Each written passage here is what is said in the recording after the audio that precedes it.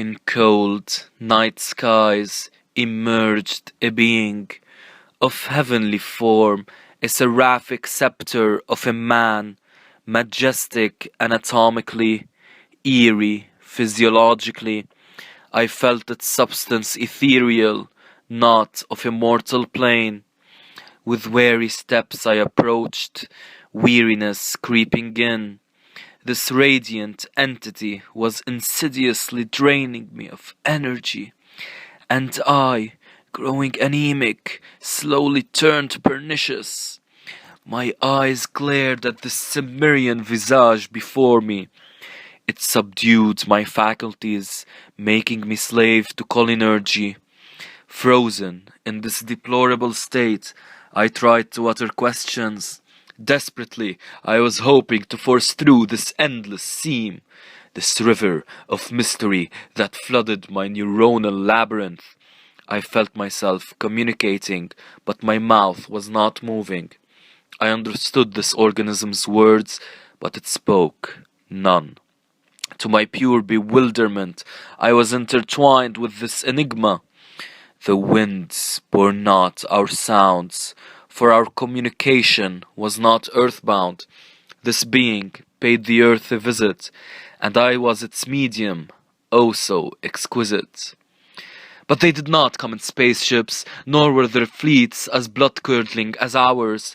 They traversed endless space in humility, and assented to the forward motion of time, with something of a smile, of a curling of the lips, and they arrived with grace and poise, for our species paints in dark what is of transcendent spark.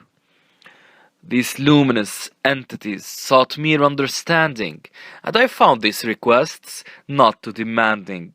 So I went on, my voice taking on a lead so commanding, my ability to only communicate telepathically notwithstanding. In just a few millennia, we have conquered land and sea, and we have made of air and space a bastion for our progeny.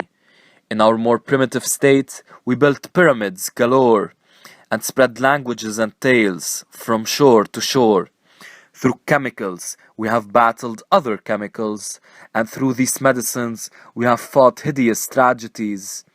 Let me take you to the present day, where I can paint a better picture of this canvas we have created, whose beauty has no stricture. We can communicate instantaneously with anyone so willing, and by any product in the world, our desires fulfilling.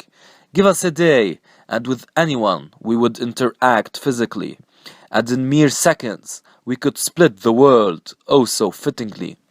We went to the moon and back, and can do so 1,000 times, for we are human beings, and gods sometimes.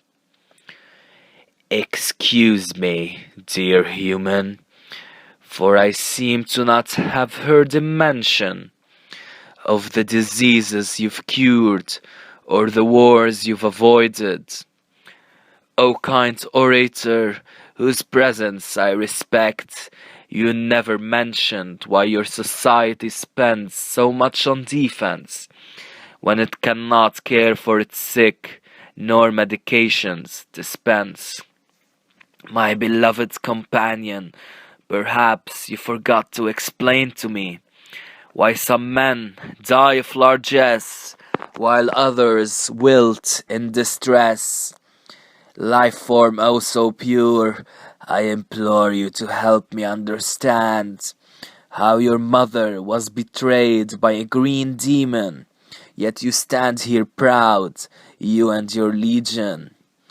O cherubic entity, I hope you can show me how it angers you not that deceit has made of slavery what death to borders has made of bravery. Angelic friend, do help my senses fathom how you can breathe this fresh air when you, creature with intellect oh so rare, have killed all life, made black the hair, and robbed existence out of the polar bear. a living hell for this planet, for all these species so fair. You, my dear human, are the quintessential nightmare. O deformity of flesh, whose wounds are palpable. I can't wrap my head around this monstrosity, so I will just wrap my tentacles around it and put an end to the species of filth.